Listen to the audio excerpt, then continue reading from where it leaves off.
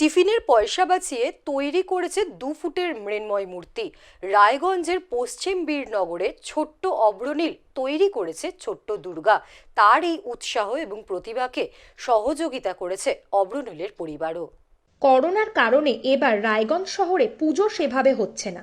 কয়েকটি পুজো হলেও পুজো মণ্ডপে ভিড় জমিয়ে ঠাকুর দেখা ও আনন্দ উৎসবে মেতে ওঠা বাদ সেজেছে করোনা।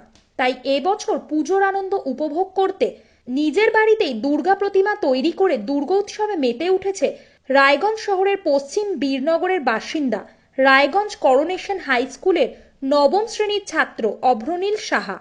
করোনা আবহে বাড়িতেই দুর্গাপুজোর মহল তৈরি করতে নিজের হাতেই তৈরি করেছে 2 ফুটের মৃন্ময়ীর মূর্তি। বাড়ির বাইরে গিয়ে দুর্গাপুজোর আনন্দ উপভোগ করতে নয়, নিজের বাড়িতেই পুজোর আবহ তৈরি করে দুর্গোৎসবে মেতে উঠতে চেয়েছে অভ্র। বাবা মা আত্মীয় স্বজন যে যখন যা টাকা পয়সা তাকে দিয়েছে সেই টাকা জমিয়ে বাড়িতেই দুর্গোৎসবের আয়োজন করেছে সে। প্রায় 1 মাস ধরে কাদা মাটি রং তুলি দিয়ে সে তৈরি করেছে 2 ফুটের দুর্গা, আর তা দিয়েই পুজো হবে অভ্রনীলের বাড়িতে। এটা আমার মাথায় এলো বলতে এই বছর করোনা আবহে প্রতি বছরের মতো এই বছর হয়তো পুজোটা হচ্ছে না। আমরা জানি যে এই বছর পুজোটা অনেকটাই অন্যরকম হচ্ছে।